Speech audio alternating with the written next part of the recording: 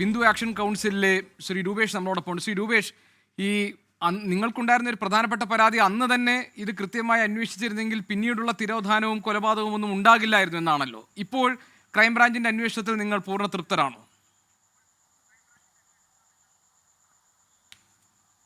ഇപ്പോൾ ഇതിൽ സംഭവിച്ചിരിക്കുന്നത് ഇതിൻ്റെ കാലപ്പഴക്കമാണ്. കാര്യം 2017 ബിന്ദു പത്മനാഭൻ്റെ പരാതി അന്വേഷണ സംഘത്തിന് കിട്ടുന്നു. പക്ഷേ ലോക്കൽ പോലീസ് ആദ്യഘട്ടത്തിൽ തന്നെ അത് അട്ടിമറിക്കുന്നു. പിന്നീട് ക്രൈംബ്രാഞ്ച് അത് ഏറ്റെടുത്തതിന് ശേഷമാണ് ചെറിയ പുരോഗതി ഉണ്ടായത്. പക്ഷേ ഇപ്പോൾ ഇന്നലെ നടത്തിയ സ്ഥല പരിശോധന, അതുകൊണ്ട് തന്നെ ശാസ്ത്രീയമായ പരിശോധന ഒന്നും തന്നെ അന്ന് നടന്നിട്ടില്ല എന്നുള്ളതാണ് വളരെ പ്രധാനപ്പെട്ട കാര്യം. അന്ന് കിട്ടുമായിരുന്ന തെളിവുകളൊക്കെ നശിപ്പിക്കപ്പെട്ടിട്ടുണ്ട്. ഈ പോലീസിൻ്റെ അടക്കം സഹായം ലഭിച്ചിട്ടുള്ളത് കൊണ്ട് തന്നെ ഇതിൽ 90% തെളിവുകളും നശിപ്പിക്കപ്പെട്ടിട്ടുണ്ട് എന്നതാണ് ഞങ്ങളുടെ ഒരു അറിയാനായിട്ട് സാധിച്ചിട്ടുള്ളത് ഞങ്ങൾക്ക്. പിന്നെ ഇങ്ങോട്ട് വന്നു കഴിഞ്ഞാൽ ഐഷയുടെ തിരോധാനവുമായി ബന്ധപ്പെട്ട കേസ്, അതിലും സംഭവിച്ചത് എന്താണ്? ഈ ഐഷയുടെ തിരോധാനവുമായി ബന്ധപ്പെട്ട് റോസമ്മ പോലീസ് സ്റ്റേഷനിൽ നിൽക്കുമ്പോൾ അവിടെ സെബാസ്റ്റ്യൻ്റെ കൂടെ ആയിരിക്കണം, അല്ലെങ്കിൽ സെബാസ്റ്റ്യൻ്റെ കൈവശമായിരിക്കണം ഈ ഐഷയുടെ ഫോൺ. അതിൽ നിന്ന് കോള് റോസമ്മക്ക് വരുന്നുണ്ട്.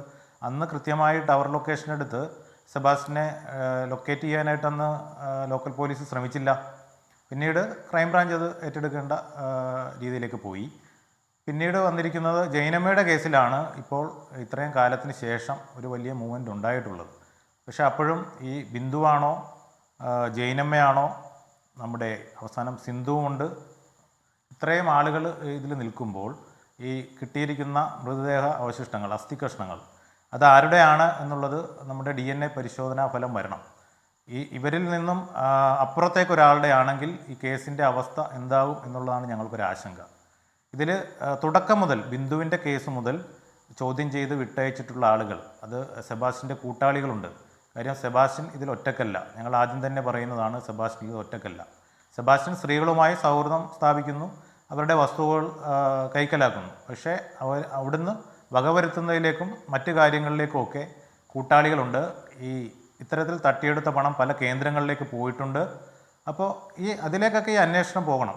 ഞങ്ങൾ ആദ്യം മുതൽ തന്നെ ഇതിനൊരു വിദഗ്ധമായ ഒരു ടീമിനെ നിയോഗിക്കണമെന്നും ശാസ്ത്രീയമായ വിദഗ്ധ സംഘം കാര്യങ്ങൾ അന്വേഷിക്കുകയാണല്ലോ. അടിമുടി ദുരൂഹത നിറഞ്ഞ ഒരു കേസായി മാറുകയാണ് ചേർത്തലയിലെ 4 തിരോധാന കേസുകളിന്മേൽ നടക്കുന്ന അന്വേഷണം. അതിൽ ആരൊക്കെ ഏതൊക്കെ ഭാഗങ്ങളിൽ നിന്നാണ് ഇതിൻ്റെ ഈ കുറ്റകൃത്യത്തിൽ ഭാഗമായിട്ടുള്ളത് എന്ന കാര്യങ്ങളിൽ വ്യക്തത വരുത്താനുള്ള ഉത്തരവാദിത്വം ക്രൈംബ്രാഞ്ചിനും അന്വേഷണ സംഘത്തിനുമുണ്ട്. അവരെ സംബന്ധിച്ച് വലിയ വെല്ലുവിളിയായി നിൽക്കുന്നത് ഈ കേസുകളുടെ കാലപ്പഴക്കമാണ്. അതേസമയം തന്നെ ശാസ്ത്രീയ പരിശോധനകളിലൂടെ ഏറ്റവും സുപ്രധാനമായ തെളിവുകൾ പുറത്തു കൊണ്ടുവന്ന് ഈ കേസ് തെളിയിക്കാൻ കഴിയുമെന്ന പ്രതീക്ഷ നമുക്ക് ബാക്കി വയ്ക്കാം.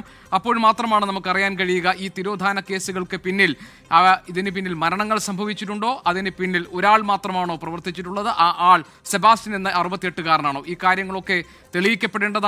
അതിലേക്ക് ഈ അന്വേഷണം ചെന്നെത്തും എന്ന പ്രതീക്ഷയിൽ നമുക്ക് ഈ ചർച്ച പൂർത്തിയാക്കാം. ഈ ചർച്ചയിൽ